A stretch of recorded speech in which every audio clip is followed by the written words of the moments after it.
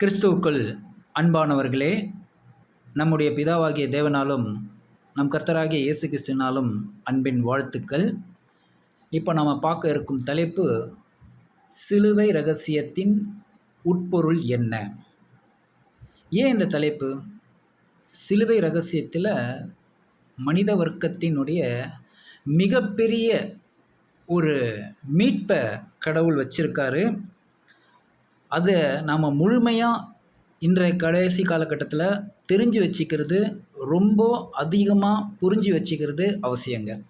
அதனால் இன்றைக்கி உலகத்திலலாம் என்ன சொல்கிறாங்கனாக்கா, சர்வ சக்தி படைத்த சிருஷ்டிகர் ஒருவர் இருந்தால் மக்களை அற்ப ஆயுசில் கொன்று போடும் போர்களும் நோய் தொற்று பஞ்சமும் வியாதியும் ஏன் இவ்வளவு பரவலாக இருக்குது? ஏன் இவ்வளவு கொடுமைகள் கடவுள் அனுமதிக்கிறாரு?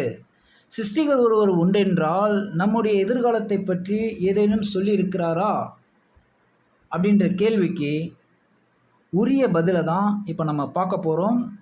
கடவுள் சொல்லும் அறிவுரைகளை உள்ளத்தில் வைத்து காத்தல் வேணுங்க. அதாவது இந்த விஷயத்தை நம் முதல் பெற்றோராகிய ஆதாம், நம்ம ஆதி, அதாவது மனித இனத்தின் ஆரம்பத்தின் நம் பிதா, எல்லா மனித வர்க்கத்திற்கும் ஆதாம் இல்லைங்களா? அப்போது அவர் இதை உள்ளத்தில் வைக்காதனால்தான் பாருங்கள், தற்காலிகமாக இன்பம் தருவது போல் தோன்றும் பழக்க வழக்கங்கள்லாம் எங்கேருந்து வந்ததுன்னா அவரிடம் தாங்க நமக்கு வரக்கூடாதது வந்திருக்கு. அப்போது அறியாமையை நீக்கிக் கொள்வது நல்லது. அதேபோல் பைபிள் கற்பதிலிருந்து நாம் விலகவே கூடாது. இருப்பது போதும், வருவது வரட்டும், போவது போகட்டும், மிஞ்சுவது மிஞ்சட்டும் என்ற சலனங்களுக்கு ஆட்படாமல் இருப்பதே பக்குவப்பட்ட மனம். இதுவே கிறிஸ்துவின் சிந்தைக்கு இடம் தரக்கூடியது. ஆசைக்கு கண்களும் மனசும் உடன்பட்டாங்க, அது மனிதனை பிரச்சனையில் கொண்டு போய் தள்ளிடும். அன்பு இருந்து விடால் அது உன்னை கடவுளிடம் உள்ள நல்ல ஒரு விஷயத்தில் கொண்டு போய் சேர்த்துடும். அன்பு என்றால் என்னன்னா, கடவுளுடைய கட்டளையை கடைபிடிப்பது தாங்க. இந்த அன்பை நம் முதல் பெற்றோராகிய ஆதாம் இழந்ததன் விளைவாக தான் இன்றைக்கி நம்ம இவ்வளோ பிரச்சனைகளை அனுபவிச்சுட்ருக்குறோம் இல்லைங்களா? சரி, இப்போ அது என்ன இழந்தது என்றதை சுருக்கமாக நாம் அதை என்ன எதிர்காலத்தில் பெற போகிறோம் என்றதை தான் இப்போ நம்ம பார்க்க போகிறோம். பார்த்திங்கனாக்கா,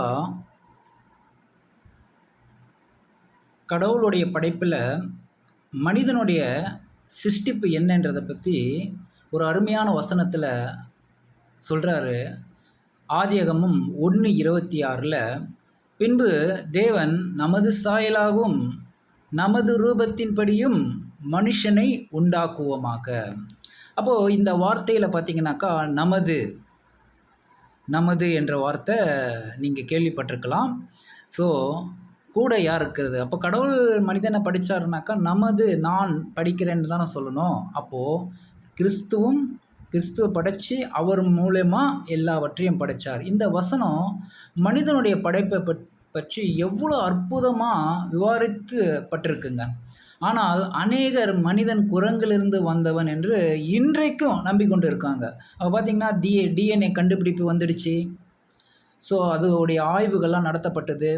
அப்போது ஒரு வெடிப்பிலேருந்து பிரபஞ்சம் உருவானது, மற்றும் ஒரு உயிரினத்திலிருந்து இன்னொரு உயிரினம் உருவானது, குரங்கிலிருந்து பரிணாமித்து கொஞ்சம் கொஞ்சமாக மனிதனாக மாறினது என்ற ஒரு விளக்கங்கள் எல்லாமே பார்த்திங்கனாக்கா இன்றைக்கி நடைமுறையாக ஒத்து போகலை. அது மட்டும் இல்லாமல் அது விஞ்ஞானத்துலேயும் நிரூபிக்கப்படலைங்க.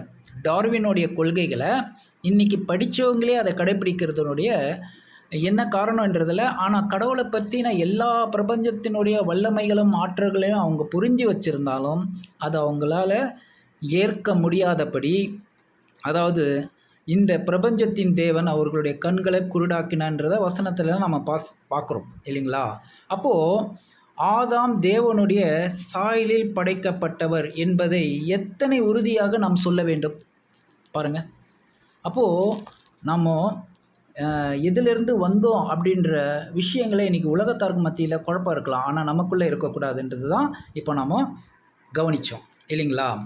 சரி, இப்போது இந்த முதல் மனிதன், ஆம், அவர் ஆதாம் ஆவார்.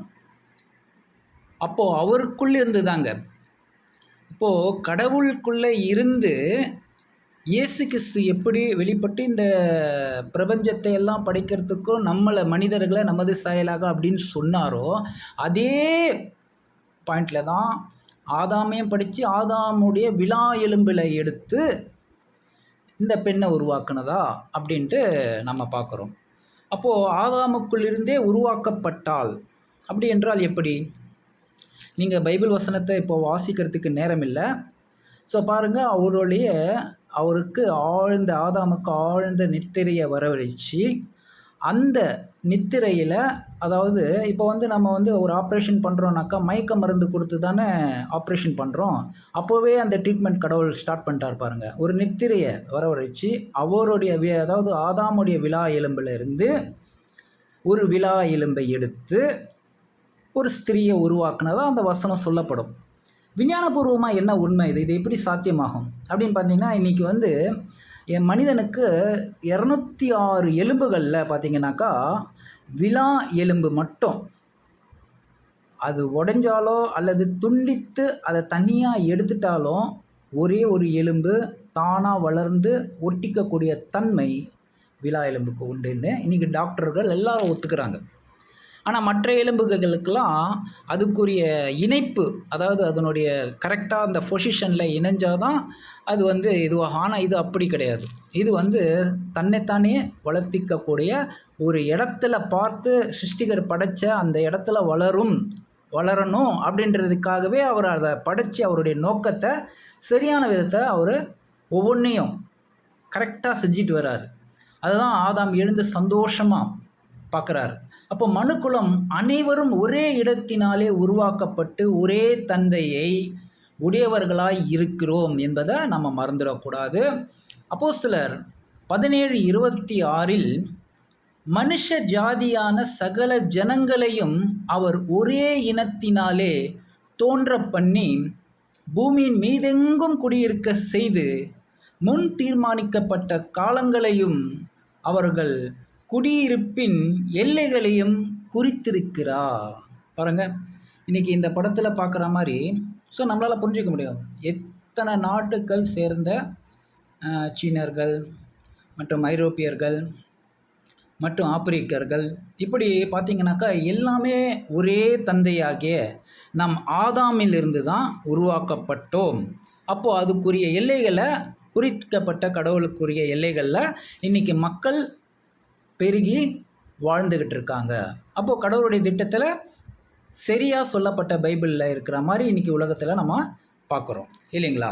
சரி, இப்போது என்ன சூழல் என்பதை நமக்கு எல்லாருக்கும் தெரியும். அப்போது கடவுள் ஒரு கட்டளையை கொடுக்குறார். அது என்ன கட்டளை அப்படின்றது நமக்கு எல்லாருக்குமே ஓரளவுக்கு தெரிஞ்சிருக்கும். அது சுருக்கமாக போயிடலாம். ஸோ இவங்க 2 பேரையும் அருமையாக படைச்சி அழகாக அவங்க படைச்சி வந்த பிற்பாடு அதாவது ஏவாளை பார்த்து பாட்டும் பாடுறார் ஆதாம். இவ்வளோ பாருங்கள், இந்த தோட்டத்துக்குள்ளே அழகிய ஒரு தோட்டத்தில் அழகாக என்ஜாய் பண்ணுறார்.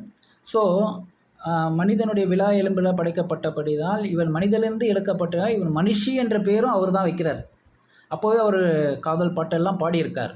ஸோ பாருங்கள், இந்த மாதிரி ஒரு பொருத்தமான விஷயங்கள் எல்லாம் நடக்கும்போது கடவுள் ஒரு விண்ணப்பத்தையும் ஒரு அடிப்படை கட்டளையும் வைக்கிறார். ரொம்ப பெரிய விஷயம் கிடையாது.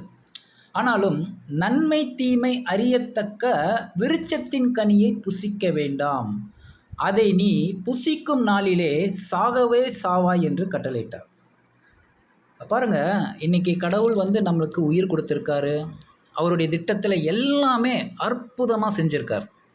ஸோ மனைவி கீழ்ப்படிய வேண்டிய அவசியம் என்ன என்பதை உணர்வதற்காக விலா எலும்பிலேருந்து ஒரு ஸ்திரியை உருவாக்குனார் இல்லைங்களா?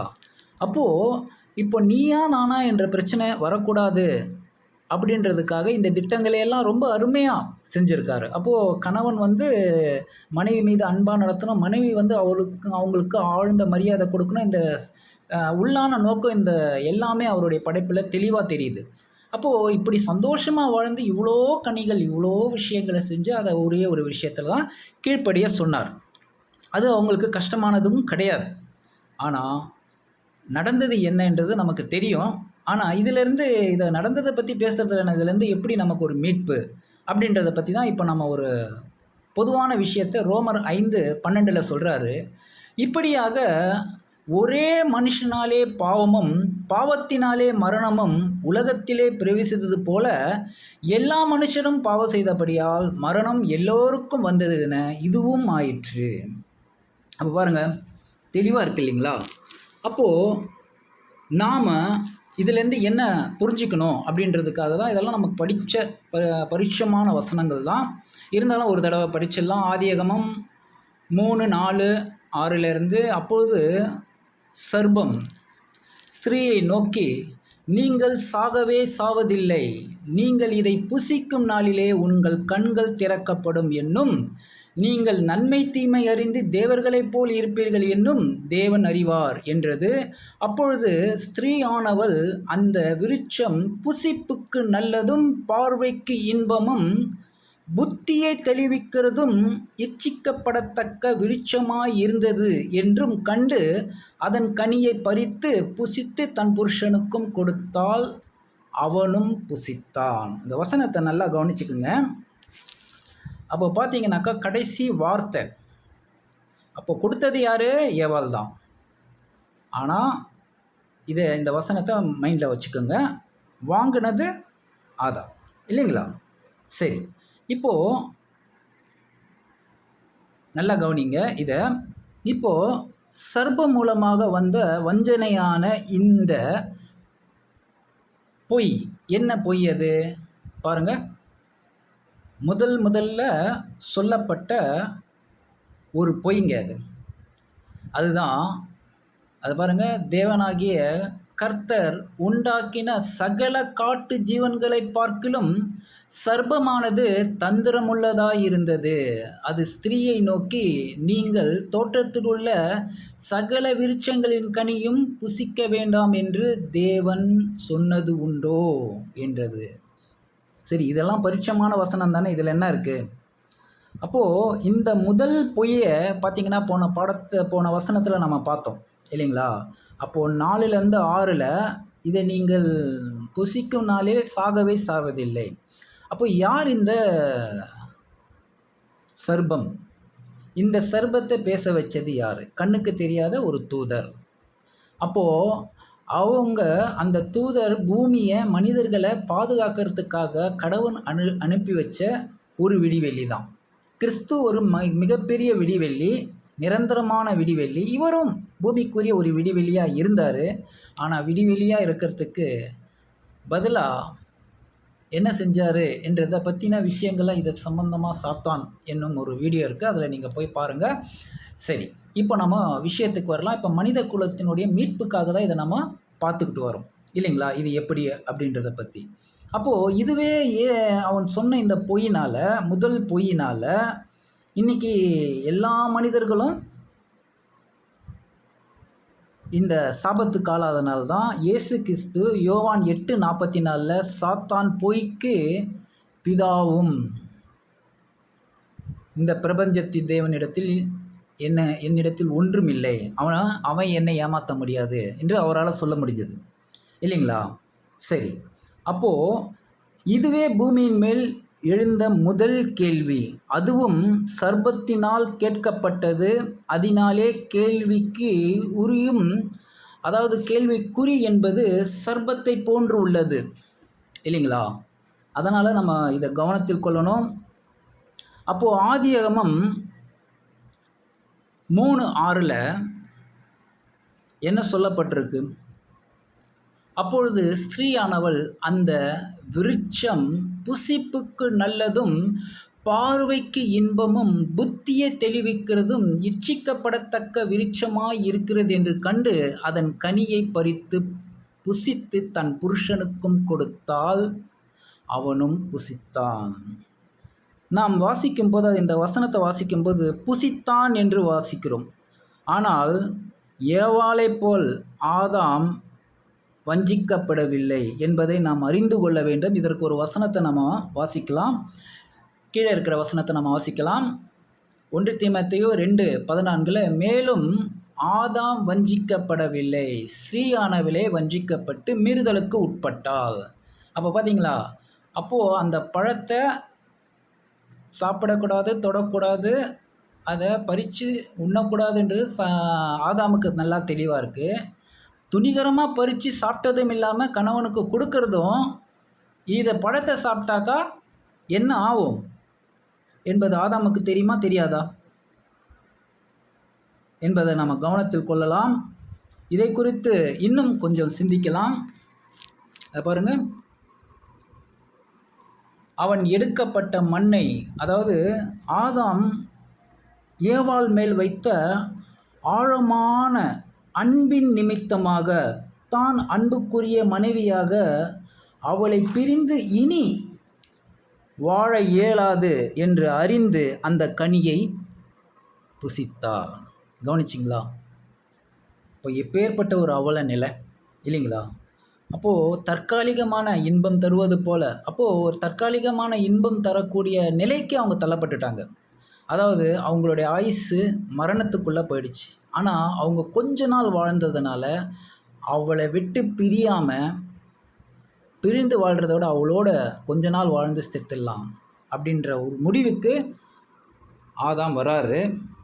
அப்போது அந்த முடிவு எடுக்கப்பட்டதுனால பாருங்கள், இந்த ஆதியாகமம் 3:23-24 அவன் எடுக்கப்பட்ட மண்ணை பண்படுத்த தேவனாகிய கர்த்தர் அவனை ஏதேன் தோட்டத்திலிருந்து அனுப்பிவிட்டார்.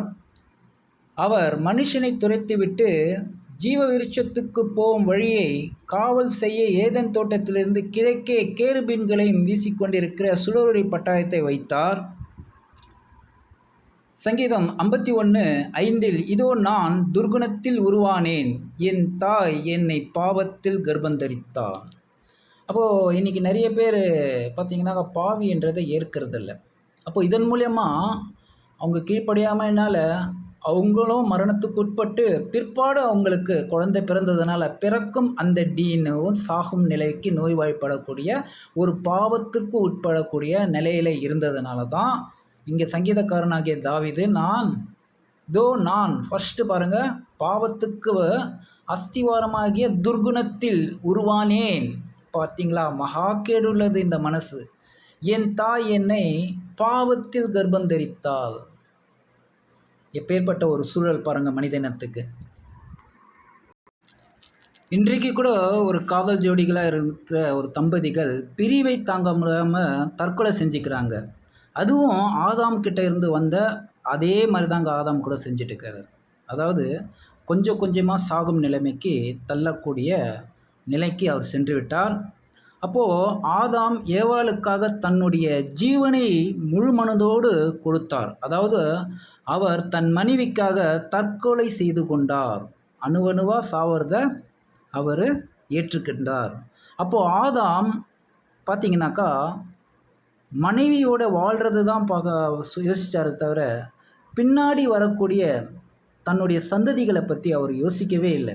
அப்போது அவங்களும் நம்மளை மாதிரியே தானே ஆயிடுவாங்க அப்படின்றத கொஞ்சம் கூட அவர் யோசிக்கவே இல்லை.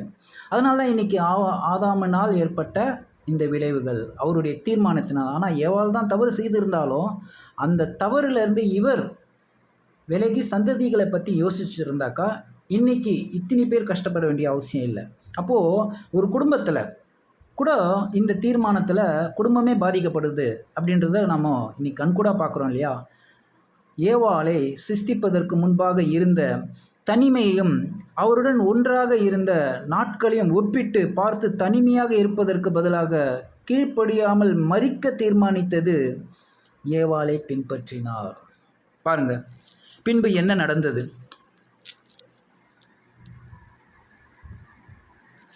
ரோமர் 5:12 கூட இப்படி சொல்லுது, இப்படியாக ஒரே மனுஷனாலே பாவமும் பாவத்தினாலே மரணம் உலகத்திலே பிரவேசித்தது போல். இப்போ நம்ம வாசித்தோம் இல்லையா, படித்தோம் இல்லைங்களா? பாருங்கள், அதே மாதிரி தான் இன்றைக்கி எல்லாருக்குமே இதுவும் நடக்குது. ஆதாம் தேவனுக்கு விரோதமாக பாவம் செய்ததால் அவன் மரண தண்டனைக்கு உள்ளானான். ஆனால் நன்றாக யோசித்து பார்த்தோன்னா எல்லா மனுஷரும் பாவம் செய்தபடியால் மரணம் எல்லோருக்கும் வந்தது போலவும் இதுவும் ஆயிற்று. தெளிவாக இருக்குது பாருங்க. இந்த வசனத்தின் பொருள் என்ன? மரணம் எல்லோருக்கும் வந்தது போல அப்படின்னும் போது, அப்படியானால் அனைவரும் ஆதாமை போல பூரணமாக படைக்கப்பட்டு பின்பு மனப்பூர்வமாக பாவம் செய்தார்களா? இல்லை. இங்கு வினோதமாக இருப்பதை நம்ம உணர வேண்டும். அப்போது ஆதாமும் ஏவாளும் பாவம் செய்ததனால் பாவத்துக்குட்பட்டவர்களாகவும் மரணத்துக்கு உட்பட்டவர்களாகவும் ஏதேன் தோட்டத்திலிருந்து வெளியே துரத்தப்பட்டார்கள். அந்த நிலையிலே அவர்கள் பிள்ளைகளை பெற்றெடுத்தார்கள் என்றும் இதில் முதலில் பிறந்தவன் நமக்கு தெரியும் இல்லைங்களா? காயின், ஆபேல். அதுக்கப்புறமா என்ன நடந்தது என்றதும் நமக்கு தெரியும். ஆதாமின் பிள்ளைகள் பரிபூர்ணமாக பிறக்கலைன்றது நமக்கு தெரியுமா? அவர்கள் தங்கள் பெற்றோரை போன்றே இருந்தாங்க.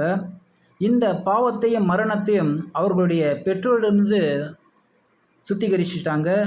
இது மிக தெளிவாகவும் இருக்கு இல்லைங்களா? அப்போது இந்த வசனத்தில் பாருங்கள், இதோ நான் துர்குணத்தில் உருவானேன், என் தாய் என்னை பாவத்தில் கர்ப்பம் தரித்தார். இந்த வசனத்தில் பிறந்ததே ஒரு மனுஷனுக்கு பாவம் வந்ததுன்றது தெளிவாக இருக்குது இல்லையா? இவ்வாறு உலகம் தந்தையான ஆதாமின் மூலமாக தாயான ஏவாளின் மூலமாக பாவத்தையும் மரணத்தின் தீர்ப்பையும் நாம் சுத்திகரிச்சுக்கிட்டோம். அதாவது அதை சுதந்திரிச்சுக்கிட்டோம். அதாவது பாவம் தலைமுறையாக கடந்து வந்தது.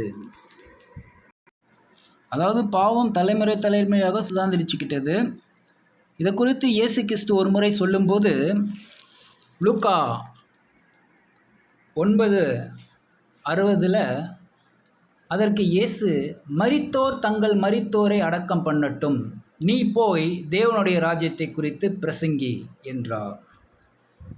இப்போது பாருங்கள், இந்த இடத்துல இந்த வசனத்தில் மரித்தோர் தங்கள் மரித்தோரை அடக்கம் பண்ணட்டும் அப்படின்னா இன்றைக்கி உலகத்தில் நம்ம இதை கண்கூடாக பார்க்குறோம் இல்லைங்களா? அதாவது இது சொல்லர்த்தமான ஆவிக்குரியவைகளை ஆவிக்குரியவைகளோடு சம்மந்தப்படுத்தது. இன்றைக்கி உணர்ச்சி ரீதியில் நிறைய பேர், அந்த பண்பு ரீதியில் நிறைய பேர் அன்பற்ற நிலையில் ஒவ்வொருத்தர்களையும் கொலை செஞ்சிடுறாங்க.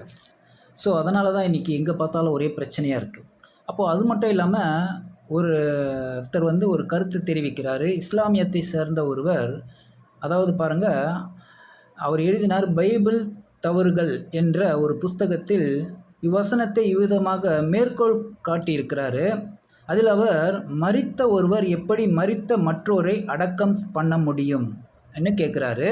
அதன் மூலம் கர்த்தருடைய வார்த்தைகளை கேலிக்குள்ளாக்குகிறார். இன்று கிறிஸ்துவர்களில் அநேகர் இதை போலவே குழம்பிய நிலையில் இஸ்லாமியரின் கருத்தை ஒருவேளை அது எப்படி சரியாக இருக்குமான்னு நம்ப கூட செய்கிறாங்க. அப்போது இயேசு சொல்லியதன் உண்மை என்ன என்றதை நம்ம நல்ல ஆழமாக சிந்திச்சு பார்க்கணும். மரித்த இருவர் அல்லது மரித்திருக்கும் ஒருவர் மரிக்காத மற்றவரை எப்படி அடக்கம் செய்ய முடியும்? ஆகவே அங்கு ஒருவர் மரித்து மற்றவர் உயிரோடு இருந்திருக்க வேண்டும். அது எப்படி எனில், மரணத்தின் நிலைமையில் இருக்கும் உயிருள்ள உலக மக்களை இயேசு தேவனுடைய பார்வையில் மரித்தோர் என்றே குறிப்பிடுகிறார். ஆம், இவர்கள் வாழக்கூடிய உரிமையை இழந்திருக்கிறார்கள். அதாவது கடவுள் பண்பற்ற தன்மையிலும் மற்றும் பாவத்தின் சுபாவம், உடல் ரீதியான நோய், மரணம் போன்ற அசுத்தமான மனநிலைமைக்கும் உட்பட்டப்பட்டு துர்குணம், அதை சங்கீதக்காரன் சொல்கிறார் இல்லையா, இவ்வாறான எல்லாமே ஒரு பாவத்தின் சூழலில் மனித குலத்தின் மரணம் 2 விதமான நிலையில் உள்ளது என்பதை தான் இயேசு கிறிஸ்து இங்கே வலியுறுத்துகிறாரு. அப்போது உயிருள்ள மரித்தோர் என்பது உயிர் இருக்குது, ஆனால் மரித்த ஒரு நிலையில் எதை அர்த்தப்படுத்துதுன்னா மனித குலத்தின் உயிருள்ள நபர்களை குறிக்கிறது. இவர்கள் அனைவரும் மரண நிலைமைக்கு உட்பட்டு மெதுவாக மரித்து கொண்டு இருக்கிறார்கள். உடல் ரீதியிலையும் மன ரீதியிலையும் அவங்க குன்றி கொஞ்சம் கொஞ்சமாக மரிச்சுக்கிட்டு இருக்கிறாங்க என்றது தான் மரித்தோர் தங்களை மரித்தோரை அடக்கம் பண்ணட்டும் என்ற வார்த்தையினுடைய வசனத்தை வலியுறுத்துறாரு என்பதை நம்ம கவனத்தில் கொள்ளணும். அதாவது இறுதி மூச்சை, அதாவது மரித்தோர் தங்கள் மரித்தோரை அப்படின்னும் போது இறுதி மூச்சை விட்டு மரண தீர்ப்பை நிறைவேற்றுபவர்கள். அதனால் இயேசு உயிருள்ள மரித்தோர் தங்கள் மரித்தோரை அடக்கம் பண்ணட்டும் என்றார். இந்த மரித்த மனித குலத்தை மீண்டும் ரட்சிப்பதற்கு என்ன செய்ய வேண்டும்? தேவனுடைய சட்டத்தை நம்ம கவனித்து பார்க்கணும். வாசிக்கலாம். யாத்திராகமம் 21:23 என்ன சொல்லப்பட்டிருக்குனாக்கா, ஸ்க்ரீனில் வராது, ஏன்னா அது ஒரு 2 வார்த்தை தான். ஜீவனுக்கு ஜீவன். ஆம், இப்படி முழு மனித குலத்தையும் மீட்பதற்கு ஒரு மனிதனுடைய ஜீவன் பதிலாக ஈடாக தேவைப்படுகிறது. ஒரு ஜீவனுக்கு பதிலாக ஒரு ஜீவன். இப்போ இந்த இடத்துல தான் ரொம்ப கவனிக்க வேண்டிய ஒரு விஷயம் இருக்குங்க. அது என்னன்றதை இப்போ நாம் இப்பொழுது நாட்டின் விடுதலைக்காக தங்களுடைய ஜீவனை தியாகம் செய்கிற தியாகிகள் அநேகர் உண்டுங்க. அதுபோல் இன்றைக்கு மனித குலத்தை மீட்க தங்களுடைய ஜீவனை கொடுக்க முன் வராமலையா போயிடுவாங்க. கண்டிப்பாக அநேகர் முன் வருவாங்கங்க. ஆனால் ஆதாமின் பிள்ளைகளில் ஒருவரும் அந்த ஈடுபலி தர தகுதியற்றவர்கள். ஆதாமின் பிள்ளைகளாகிய ஒருவரும் அந்த பலி தர தகுதியற்றவர்கள் அல்லவா? ஏன்றது தான் என்ற சங்கீதத்தினுடைய இந்த வசனத்தை நம்ம உற்று கவனிக்க வேண்டிய விஷயம் என்னன்னு கேட்டிங்கன்னா, ஒருவனாவது தன் சகோதரன் அழிவை காணாமல் இனி என்றைக்கும் உயிரோடு இருக்கும்படி எவ்விதத்திலாவது அவனை மீட்டு கொள்ளவும் அவன் நிமித்தம் மீட்கும் பொருளை தேவனுக்கு கொடுக்கவும் கூடாதே. இப்போ என்ன சொல்ல வருது இந்த வசனம் என்றதை ஒரு சின்ன கலந்து சிந்திப்பதன் மூலமாக நம்ம இந்த பதிலை கண்டுபிடிக்கலாம். இப்போ பார்த்தீங்கன்னாக்கா, ஒரு பரிபூர்ண மனநிலையில் பரிபூர்ணமாக, அதாவது மரணமே இல்லாத ஒரு அருமையான எந்த ஒரு உடல் ரீதியிலையும் மன ரீதியிலையும் ஒரு பர்ஃபெக்டாக இருந்தவர் தான் ஆதாம். இப்போ அவர் மரணத்துக்கு உட்பட்டார். கடவுளுடைய சட்டம் என்ன சொல்லுதுன்னா, ஜீவனுக்கு ஜீவன், கண்ணுக்கு கண், பல்லுக்கு பல், திருச்சட்டத்தில் சொல்லப்பட்டிருக்கிற மாதிரி இந்த பரிபூர்ணத்துக்குரிய பரிபூர்ணமான ஜீவன் தான் கடவுளுக்கு தேவை. அப்போது மனித குலம் எப்போ உருவானதுனாக்கா, ஆதாமும் ஏவாளும் தவறு செய்து மரணத்துக்கு உட்பட்டு ஜீவ விருட்சத்தின் வாசலை அடைச்சி, அதாவது பூமியை பண்படுத்துறதுக்கும் அதை ரொம்ப கஷ்டப்பட்டு அவங்க அதை வாழ்கிறதுக்கும் வேர்வை சிந்து அவருடைய பாடுகளை போக்குறதுக்கும் இந்த ஒரு விஷயத்தை கொடுத்ததுனால அப்புறமா தான் ஏவாள் கர்ப்பம் தரித்து ஒரு குமாரனை பெற்றெடுத்தார் அப்படின்றத நம்ம வாசிக்கிறோம். அப்போது அந்த கர்ப்பம் தரிக்கும் அந்த அதாவது அதனுடைய டிஎன்ஏலாம் உங்களுக்கெல்லாம் தெரியும். ஏன்னு கேட்டிங்கன்னா, அது அந்த பெற்றோர் என்ன மரண நிலையில் இருக்கிறாங்களோ அதே மாதிரி தான் அந்த பிள்ளையும் பிறக்கும். இன்றைக்கி சயின்டிஃபிக்கான அதெல்லாம் உண்மை இல்லைங்களா?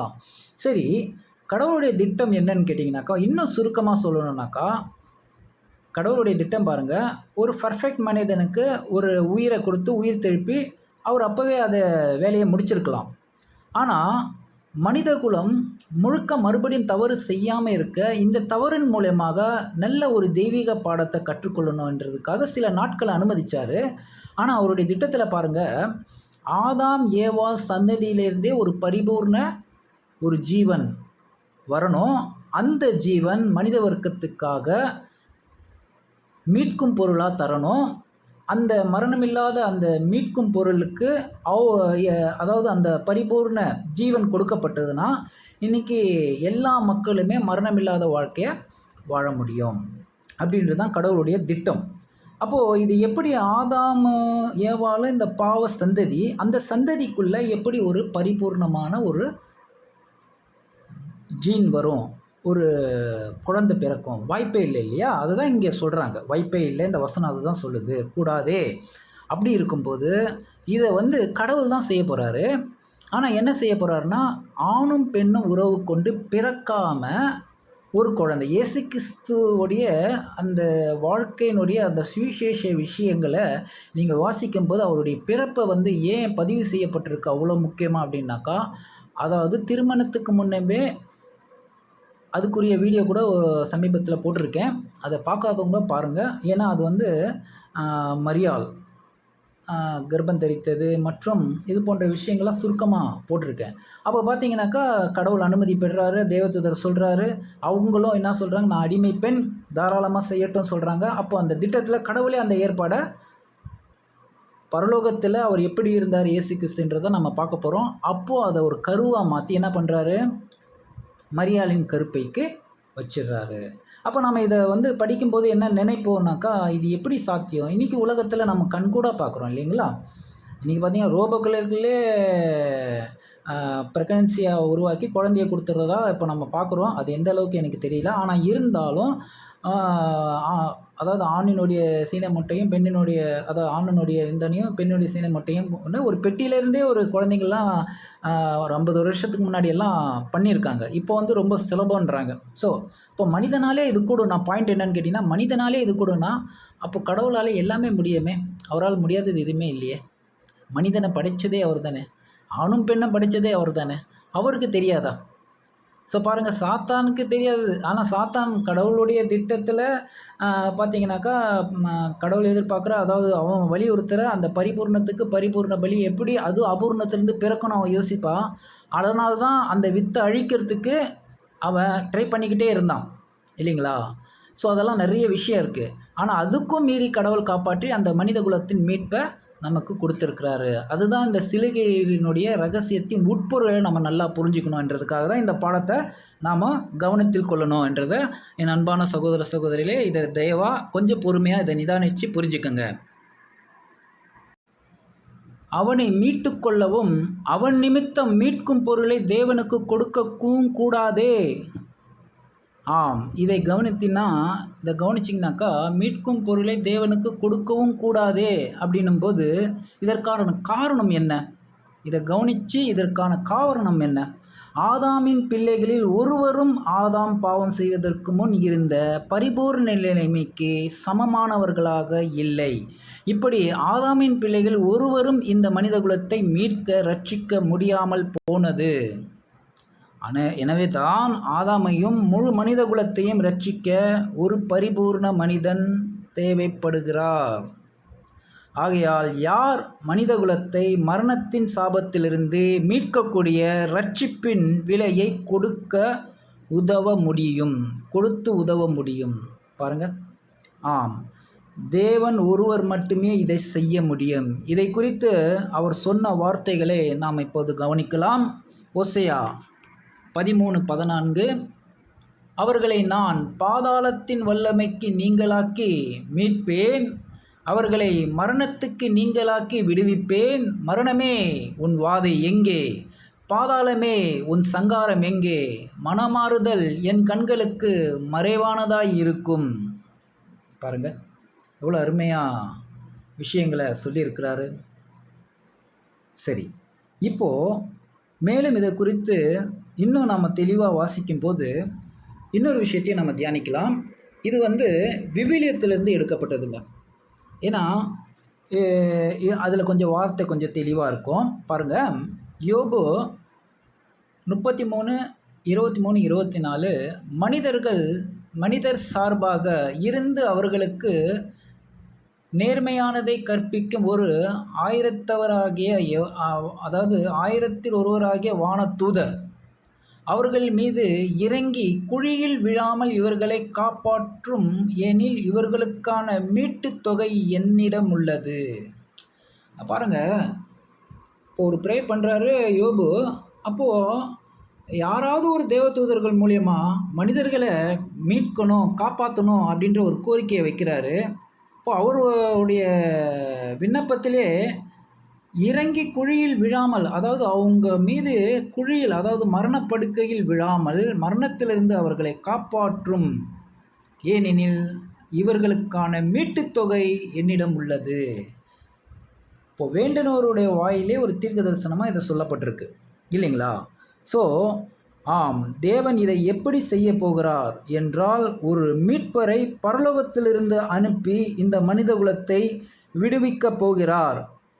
நாம் ஒரு வசனத்தை வாசிக்கலாம்.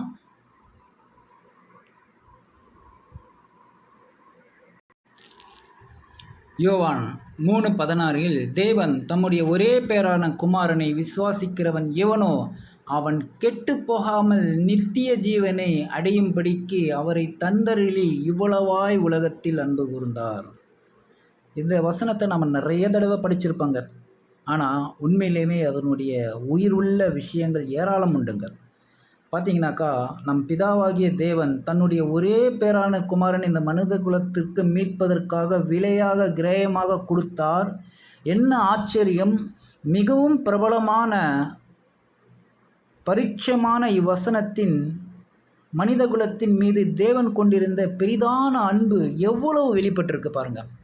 அப்போது பரலோகத்தில் அவர் கூடவே இருந்த, அதாவது நீதிமொழிகள்லாம் பார்த்தீங்கன்னாக்கா, அவர் கூடவே அவருடைய படைப்புகள் மூலமா செல்ல பிள்ளையாக இருந்த இப்படி நிறைய அவங்க கூட ஒரு யுகங்களாக வாழ்ந்து அப்பேற்பட்ட ஒரு பிரதான தூதரை மனிதர்கள் மீது அவர் வச்சிருக்கிற அன்பு பாருங்கள் எப்பேற்பட்டதாக இருக்குது. ஸோ அவருடைய ஒரே பேரான குமாரனையே அவர் மீது விசுவாசம் வைக்கிற எவனோ அவன் கெட்டு போகாமல் நித்திய ஜீவனை அடையும்படிக்கு அவரை தந்திர இவ்வளவாய் உலகத்தில் அன்பு கூர்ந்தார் என்னும்போது, அந்த அன்புக்கு ஒரு வார்த்தைகளே கிடையாதுங்க. அந்த அன்பினால தான் நாம் ஈர்க்கப்பட்டு கடவுள் மீது கட்டளையில் நாம் அன்பு வைக்கிறோம். ஆனால் முதல்ல அவர் தான் நமக்கு நம்ம மீது வச்ச அன்பின் காரணமாக தான் இப்போ நாம் பேசுகிறோம், கேட்குறோம். அதே சமயத்தில் பரலோகத்தில் இருக்கும் இயேசு மனுஷனுக்காக ஆதாமுக்கு மீட்கும் பொருளாக எப்படி தன்னை கொடுக்க முடியும்? இதை நாம் ஒரு வசனத்தின் மூலமாக வாசிக்கலாம். இது எவ்வாறு சாத்தியமாகும்? அதே சமயம் பரலோகத்தில் இருக்கும் இயேசு மனிதனாகிய ஆதாமுக்கு மீட்கும் பொருளாக எப்படி தன்னை கொடுக்க முடியும்? வசனத்தை வாசிக்கலாம். சங்கீதம் 8:5 நீர் அவனை தேவதூதரிடம் சற்று சிறியவனாக்கினீர், மகிமையினாலும் கனத்தினாலும் அவனை முடிசூட்டினீர். யார் இது? இது இயேசு கிறிஸ்து கிடையாது, ஆதாமை குறிக்குது. ஓகேங்களா? மேலும் அவர் தூதர்களுக்கெல்லாம் மேலானவராக அல்லவா இருக்கிறார். பின்பு எவ்வாறு ஆதாமுக்கு ஈடாக ஜீவனுக்கு ஜீவனாக இருக்க முடியும் என்ற ஒரு கேள்வி இல்லைங்களா? சரி, அப்போது இதை எப்படி செய்ய போகிறாரு என்றது தான் இப்போ நாம் அந்த வசனத்தில் அந்த மனிதனுடைய தேவதூதரிலும் சற்று சிறியவர், ஆனால் இயேசு எப்படிப்பட்டவராக இருக்கிறார்? தேவதூதர்களுக்கும் மேலானவராக இருக்கிறார்ல. இங்கே மனிதனை தேவதூதர்களை விட சற்று சிறியவராக அப்படின்னு சொல்லப்பட்டிருக்கு. அப்படி இருக்க பரலோகத்திலிருந்து வந்த இயேசு எப்படி ஆதாமுக்கு சரிநிகர் சமமாக இருக்க முடியும் இல்லைங்களா? சரி, இப்போது நாம் இன்னும் இதை குறித்து எபிரேயர் 7:26 வாசிக்கும் போது 2:9 நம்ம வாசிக்கலாம். தேவனுடைய கிருபையினால் ஒவ்வொருவருக்காகவும் மரணத்தை ருசி பார்க்கும்படிக்கு தேவ தூதரிலும் சற்று சிறியவராக்கப்பட்டிருந்த இயேசு மரணத்தை, அதே எபிரேயர் 7:26 வாசிக்கலாம். பரிசுத்தரும் குற்றமற்றவரும் மாசில்லாதவரும் பாவிகளுக்கு விலகினவரும் வானங்களாலும் உயர்ந்தவருமாய் இருக்கிற இவ்விதமான பிரதான ஆசிரியரே நமக்கு ஏற்றவராய் இருக்கிறார். சகலமும் அவர் மூலமாய் உண்டாயிருக்க. யோவான் 1:3 அவரோ மரியாளின் வயிற்றில் சிறு கருவாக வந்தார். பிலிப்பியர் 2:7 தம்மை தாமே வெறுமையாக்கி அடிமையின் ரூபம் எடுத்து மனுஷ சாயலானார். பாருங்க, இவர் 2ஆம் ஆதாம் என்று அழைக்கப்படுகிறார். அப்படியானால் முந்தின ஆதாம் மனுஷனாகிய ஆதாம் ஜீவ ஆத்மாவானான் என்று எழுதியிருக்கிறது. பிந்தின ஆதாம் உயிர்ப்பிக்கிற ஆவியானார். பாருங்க, 1 கொரிந்தியர் 15:40 அந்தபடியே முந்தின மனுஷனாகிய ஆதாம் ஜீவ ஆத்மாவானார் என்று எழுதியிருக்கிறது. பிந்தின ஆதாம் உயிர்ப்பிக்கிற ஆவியானார். இவர் இரண்டாம் ஆதாம் என்று அழைக்கப்படுகிறார். மார்க்கு 10:45 அப்படியே மனுஷகுமாரனும் ஊழியம் கொள்ளும்படி வராமல் ஊழியம் செய்யவும் அநேகரை மீட்கும் பொருளாக தம்முடைய ஜீவனை கொடுக்கவும் வந்தார் என்றார். இப்படியே ஆதாமுக்கு சரிநிகரான விலையாக்கப்பட்டார். ஜீவனுக்கு ஜீவன், இதுவே ஈடுபலியின் விதியாகும். ஆம், இந்த உலகத்தில் இவர் இரண்டாவது பரிபூர்ண மனிதராக வந்து ஆதாமுக்கு சரிநிகர் விலையாக ஜீவனுக்கு ஜீவனாக மீட்கும் பொருளாக கொடுத்தார் என்றது நமக்கு தெரியும். நாம் இந்த பகுதியில் முடிவுக்கு வருவதற்கு முன்னாடி நம்முடைய மாபெரும் இரட்சகரை, அவருடைய பலியின் ஆழமான பொருளை சற்று தியானிக்கலாம். மாம்சமாக்கப்படுவதற்கு முன்பு இயேசு கிறிஸ்து எந்த நிலையில் இருந்தார் என்றதை நம்ம கவனத்தில் கொள்ளணும். நாம் இன்னொரு வசனத்தை வாசிக்கலாம். 2 கொரிந்தியர் 8:9 நம்முடைய கர்த்தராகிய இயேசு கிறிஸ்துவின் கிருபையை அறிந்திருக்கிறீர்களே, அவர் ஐஸ்வர்யமுள்ளவராய் இருந்தும் நீங்கள் அவருடைய தரித்திரத்தினாலே ஐஸ்வர்யவான்களாகும்படிக்கு உங்கள் நிமித்தம் தரித்திரரானாரே. அப்போது மாம்சமாக ஆக்குவதற்கு முன்பு இயேசு கிறிஸ்து எந்த நிலையில் இருந்தார்னா ஐஸ்வர்யவான் நிலையில் இருந்தாருங்க. இந்த வசனத்தினுடைய விளக்கத்தை நாம் ஒரு உதாரணம் மூலமாக பார்க்கலாம். ஒருவேளை ஆதாம் பரிபூர்ணமான நிலைமையில் படைக்கப்பட்டதை நாம் 100% என்று எடுத்துக்கொண்டால், அவருடைய பிள்ளைகள் காயின் முதல் கொண்டு ஆபேல் முதல் கொண்டு இன்று வரை குறைஞ்ச அதாவது எவ்வளோ வகையில் குறைஞ்சிருப்போம். அதாவது என்ன சொல்லப்பட்டிருக்குன்னா 90 அல்லது 95 குறைவாக இருந்திருக்க வேண்டும். அது முதல் மனித குலமானது ஆதாமிடம் காணப்பட்ட பரிபூர்ண நிலைமையிலிருந்து கெடுக்கப்பட்டு விழுந்து போன நிலைமையில் இருக்கிறோம். அதாவது நாம் 10க்கும் 1, அதாவது நடுவில் இருக்கலாம். அதாவது அரை சில அதாவது அந்த நிலைமைக்கு போனது சில குடிகாரர்கள், வெறியர்கள், இன்னும் கீழான நிலைமைக்கு போகும்போது ஒரு கால்வாசி கூட இருக்கலாம் நாம் அப்படின்னு சொல்லப்பட்டிருக்கு. இப்படி நாம் மனித குலத்தை மதிப்பிட்டோம் என்றால் பரலோகத்தில் இயேசுவின் பரிபூர்ண நிலைமையை, அதாவது இங்கே நம்ம பார்த்தோம் இல்லைங்களா, அப்போது எப்பேற்பட்ட ஒரு ஐஸ்வர்யவான்னாக்கா, அதாவது ஒரு எக்ஸாம்பிளுக்கு அவர் 1,00,000 அப்படின்னாக்கா, அப்போது ஆதாமுடைய பரிபூர்ணம் எப்பேற்பட்டதுனாக்கா தோராயமாக ஒரு 100ன்னு வச்சுக்கிட்டா கூட அவங்களுடைய சந்ததி 90, 95 அப்படியே குறைஞ்சிக்கிட்டே வந்தாலும், இப்போ பாருங்கள், பரலோக பூரணமான நிலையில் அவர் தன்னைத்தானே தாழ்த்தி தன் நிலையை குறைத்து கொண்டார். அவர் ஐஸ்வர்யமுள்ளவராக இருந்தும் உங்கள் நிமித்தம் தரித்திரரானாரே. பாருங்கள், பரிபூரண மாம்சீக நிலை தேவதூதரிலும் சற்று சிறியவராக்கப்பட்ட ஆதாம், அதே இயேசு கிறிஸ்துவும் அதே நிலையில் சிறியவராக்கப்பட்டு ஆதாம் ஆபேல் காயின்லேருந்து குறைஞ்சி இப்போது நம்ம 1% கூட கிடையாது, 1/2%, 1/4% தான். இதை நம்ம கவனத்தில் வச்சுக்கலாம். ஒரு கணக்குக்காக சொல்லப்பட்டிருக்கு, 1,00,000க்கும் மேலான நம்ம எஜமானராகிய இயேசு கிறிஸ்து இருக்கும்போது 100% பரிபூர்ணமான ஆதாம் உள்ள வித்தியாசத்தை நாம் கொஞ்சம் சிந்திச்சாலே எவ்வளோ பெரிய வித்தியாசம் பாருங்கள். நம்ம ஆண்டவர் ஈடுபலி ஆவதற்கு எப்பேற்பட்ட ஒரு அருமையான மகிமையான நிலையிலிருந்து தன்னை தாழ்த்தி கொண்டிருக்கிறார் பாருங்கள். கடவுளால் முடியாதா ஒரு ஆதாமுடைய அபூர்ண தன்மையிலேருந்து பரிபூர்ணமான ஒரு கருவாக மாற்ற முடியாதா? ஏன் இவ்வளோ பெரிய உயர்ந்த ஸ்தானத்தில் இருக்கிற தூதர்களுக்கெல்லாம் மேலானவராச்சே, அவர் ஐஸ்வர்யமான மேலான நிலையிலிருந்து தன்னை கீழான நிலைமைக்கு தாழ்த்த வேண்டிய அவசியம் என்ன? இதை பற்றி நாம் வாசிக்கலாம் இன்னொரு வசனத்தில். பிலிப்பியர் 2:7-8 வாசிக்கலாம். தம்மைத்தாமே வெறுமையாக்கி அடிமையின் ரூபம் எடுத்து மனுஷர் சாயலானார். அவர் மனுஷ ரூபமாய் காணப்பட்டு மரணம் பரியந்தம், அதாவது சிலுவையின் மரணம் பரியந்தமும் கீழ்ப்படிந்தவராகி தம்மைத்தாமே தாழ்த்தினார். பாருங்க, எந்த அளவுக்கு தாழ்த்தினார்ன்றத பார்க்கும்போது, அவர் வளர்ந்த ஊரில் பார்த்தீங்கன்னாக்கா, நசரேத் அப்படின்றதே ஒரு பாடமே இருக்குது அதை பற்றி. அந்த ஊரில் அவர் எப்படி தன்னைத்தானே தாழ்ந்தார், அவர் அந்த ஊரில் இருந்து அவர் வளர்ந்த விதமே ஒரு தனி பாடம் இருக்குங்க. அது ஒரு நாளைக்கு பார்க்கலாம். அப்போது இந்த அளவுக்கு ஒரு தாழ்மையான நிலைமைக்கு வர வேண்டிய அவசியம் என்ன? அப்போது மனிதர்கள் மீது கடவுள் வச்சிருக்கிற அன்பு எப்பேற்பட்டது என்பதை உணர்ந்து அவர் மனிதனை படைக்கும்போது அவ்வளோ சந்தோஷப்பட்டாராம், அவ்வளோ பூரிப்படைந்தாராம். ஸோ அந்த மாதிரி அவருடைய ஜீன்லேருந்து வந்ததுனால பாருங்கள், இப்போ இயேசு கிறிஸ்து மூலமா தான் மனிதர்களும் படைக்கப்படுறாங்க.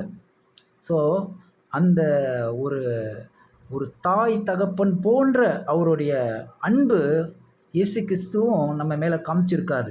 இதன் பொருள் என்ன? இதில் உள்ள ஆழமான கருத்துக்களை நாம் ஒரு உதாரணத்தின் மூலமாக எளிதாக புரிஞ்சிக்கலாம்.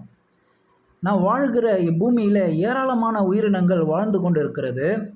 இங்கு மச்சங்கள் உலகம் ஒன்று, மிருகங்களின் உலகம் ஒன்று, பறவைகளின் உலகம் ஒன்று, பூச்சிகளின் உலகம் ஒன்று, இப்படி ஏராளமாக சொல்லிக்கிட்டே போகலாம். ஒவ்வொன்றுக்கும் ஒவ்வொரு உலகம் இருக்குது. இதில் பூச்சிகளிலே உலகத்தில் ரொம்ப ஒரு இனமான கரப்பாமான பூச்சியை பற்றி நாம் அப்போது சிந்திச்சிருக்கலாம். இந்த கரப்பான் பூச்சிகள் அனைவராலும் வெறுக்கப்பட்ட ஒன்று. அசுத்தமான நாற்றம் நிறைந்த இடங்களில் மூலை முடுக்குகளெல்லாம் இதை பார்க்கலாம். நாம் இப்போது இந்த இனத்தை பற்றி கொஞ்சம் பார்க்கலாம். ஏன்னா இயேசு கிறிஸ்துவனுடைய மீட்பின் ஈடுபலியை பற்றி நம்ம புரிஞ்சிக்கிறதுக்கு இது கொஞ்சம் உதவியாக இருக்கும் அப்படின்றதுக்காக தான். இது ஏற்கனவே இருக்கக்கூடிய விஷயந்தான், ஆனால் இருந்தாலும் புரிதலுக்காக. ஆம், அவைகளின் உலகம் மிக வேகமாக பரபரப்பான உலகம். அவைகளுக்கென்று இருட்டான மூலைகள் வீடுகள் உண்டு. ஸோ அவைகளுக்கு சிறியவை முதல் பெரியவை வரை குடும்பங்களாக இருக்கும். அது கூட்டு இருக்கும். அப்போது தங்களுக்காக உணவுகளை சேகரிக்கும். அவைகள் அனைத்தும் சுறுசுறுப்பானதாக இருக்கும். குறுகுறுன்னு பார்க்குறோம் இல்லையா நம்ம அதை. இப்படி பரபரப்பாக வாழ்ந்து கொண்டிருக்கும் இந்த இனத்தை கொஞ்சம் யோசித்து பாருங்கள். இந்த இனத்தை மீட்பதற்காக ஒரு இரட்சகர் தேவை என்ற சூழல் வந்தால் எப்படி? இப்போ அந்த மாதிரி ஒரு ஆதாமுடைய நிலைமை ரொம்ப தாழ்ந்து போய் அழியக்கூடிய ஒரு சூழலில் உண்டு. அப்பேற்பட்ட நிலையில் அன்பின் காரணமாக அவங்கள மீட்கலாம். ஏன்னா ஆதாமை போல் கடவுள் இன்னொரு படைப்பை உருவாக்க முடியும். ஆனால் முதல் படைப்பை அன்பு வச்சதுனால அந்த அன்புக்குரிய அடையாளமாக அவரை மறுபடியும் அந்த சந்ததியை மீட்டெடுக்கணும்.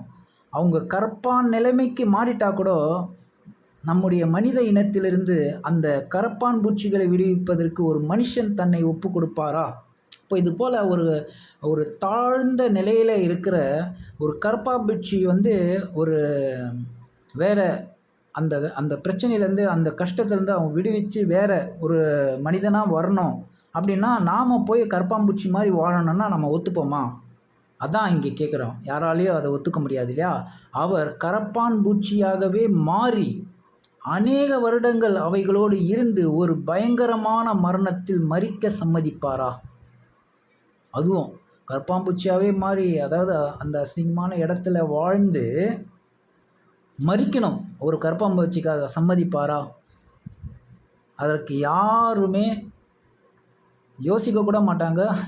சான்ஸே இல்லை, இருக்க மாட்டாங்க இல்லையா? அப்போது கரப்பாம்பூச்சியின் நிலையும் அவைகளின் உணவையும் நினைத்து பாருங்கள். அவைகள் குடியிருக்கும் ஸ்தலங்கள் நினைத்து பார்க்கணுன்னாக்கா நாம் மறுக்கக்கூடியதாகவே இருக்கும்.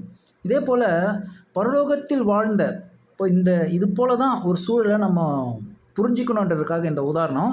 அப்போது பரலோகத்தில் வாழ்ந்த நம்ம எஜமானராகிய இயேசு கிறிஸ்து எவ்வளவு பரிசுத்தர்!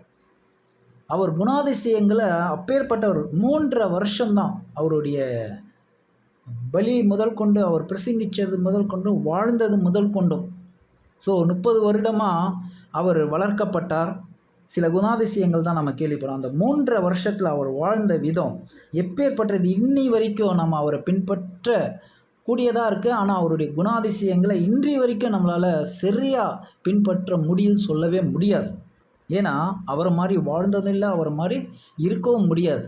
ஆனால் கொஞ்சமாவது அவருடைய சுபாவம் சிந்தனை நமக்குள்ளே வேண்டும். அப்போது நாம் ஆசீர்வாதத்தை பெறணும் என்றதுக்காக தான் இந்த பாடங்கள்லாம் நம்ம புரிஞ்சுக்கணும் என்று இருக்குங்க. அதே போல் பரலோகத்தில் வாழ்ந்த நம்முடைய இயேசுவுக்கு பாவிகளான இந்த மனுஷனுடைய நிலைமையை பாருங்கள், எவ்வளோ ஒரு இழிவான நிலைமைக்கு நாம் இருக்கிறோம். நம்ம மேலே இரக்கம் கொண்டு இதோ நான் இருக்க என்னை அனுப்புங்கன்னு கடவுள்கிட்ட சொன்னபோது யார் சார்பாக அனுப்புவேன்? ஏன்னா எந்த ஒரு மனிதனை உருவாக்கி அதிலே இது பண்ண முடியாது. ஏன்னா சாத்தானுக்கு பதில் கொடுக்கணும். ஸோ இந்த ஒரு வேலையை இந்த மனித இனத்தை மீட்பதற்காக முன் வரார் நம்ம எஜமானராகிய இயேசு கிறிஸ்து. நம்முடைய இயேசுவும் இந்த மனித குலத்திற்காக தன்னையே 3 வருடங்கள், அதாவது 12,000 நாட்களுக்கு மேல் தாழ்த்தி ஒப்பு கொடுத்தார். கிட்டத்தட்ட 12,227 நாட்கள் நமக்கு எப்படிப்பட்ட ஒரு அருமையான மீட்பருங்க. உங்களை ஒவ்வொரு நாளும் ஏழ்மை நிலைமைக்கு போகிறவர்களாக கற்பனை செஞ்சு பாருங்கள். நீங்கள் விரும்பிய உணவை உண்ண முடியாது, நீங்கள் விரும்பிய உடையை உடுத்த முடியாது, நீங்கள் விரும்புகிறபடி பிரயாணம் செய்ய முடியாது.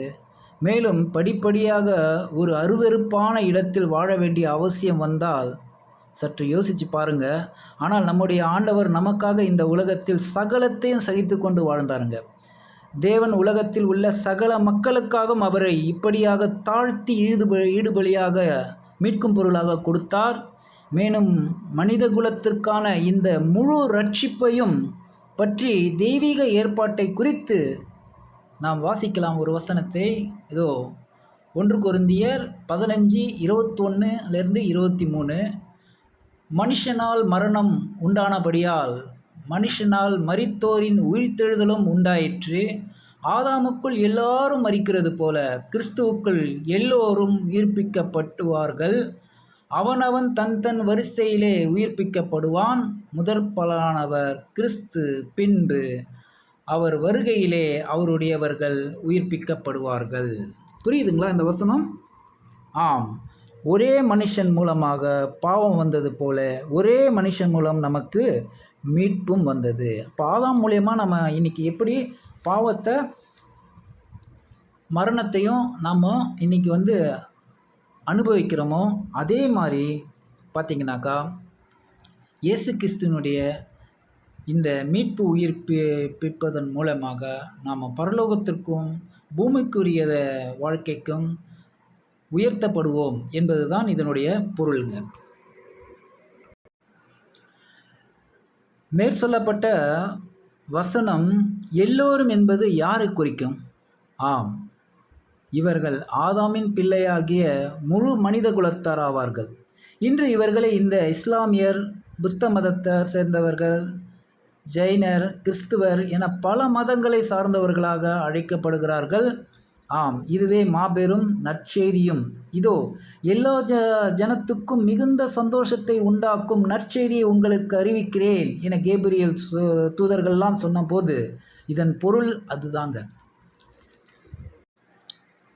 ஆம், ஆதாமின் பிள்ளையாக இருக்க வேண்டியதே இயேசுவின் மரணத்தின் மூலம் வரும் ஆசீர்வாதத்தையும் அதன் சந்தோஷத்தையும் பெற்றுக்கொள்ள அவசியமானதாகும்.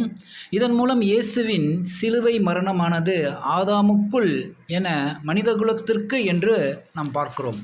அப்போது முழு மனிதகுலத்திற்காக தான் அவர் மீட்கும் பொருளாக ஈடுபலியாக கொடுத்திருக்கிறார் என்றதை நம்ம கவனத்தில் கொள்கிறோம்.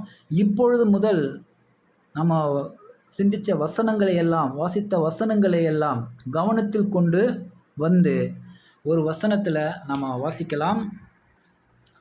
யோவான் 12:32 நான் பூமியிலிருந்து உயர்த்தப்பட்டிருக்கும் போது எல்லோரையும் என்னிடத்தில் இழுத்துக்கொள்வேன் என்றார். ஆம், இன்று இயேசு கிறிஸ்து எவ்வாறு சிலுவை மரணத்தின் மூலம் சகல உலக மக்களையும் அவரிடத்தில் இழுத்து கொள்ளப் போகிறார் என்றும், தேவன் குறித்த காலத்தில் அனைத்து மனிதகுலத்தையும் பாவத்திலிருந்தும் மரண சாசனத்திலிருந்தும் விடுதலை செய்து அவருடைய இரத்தத்தினால் மீட்டு எவ்வாறு உயிர்த்தெழுதலில் நம்பிக்கை கொடுத்தார் என்று பார்த்தோம். ஆம், மரணத்திலிருந்து எல்லோரும் உயிர்ப்பிக்கப்படுவார்கள். இந்த நல்ல செய்தியைத்தான் நாம் நண்பர்களுக்கும் அனைவருக்கும் சென்று சொல்லணுங்க. ஆனால் இந்த உயிர்த்தெழுதல் எப்படி நிறைவேறும், அப்போது சூழ்நிலைகள் எப்படி இருக்கும் என்றதை நாம் வரக்கூடிய பாடத்தில் விரிவாக பார்க்கலாம். சிலுவையின் ரகசியத்தில் 2ஆம் விஷயங்களையும் ஆழமாக சிந்திக்கலாம். அதற்குரிய விளக்கங்களையும் ஈடுபலிகளையும் வேலைகளையும் அதனுடைய பலன்களையும் அறிந்து பயனடைவோம். ஆமேன்.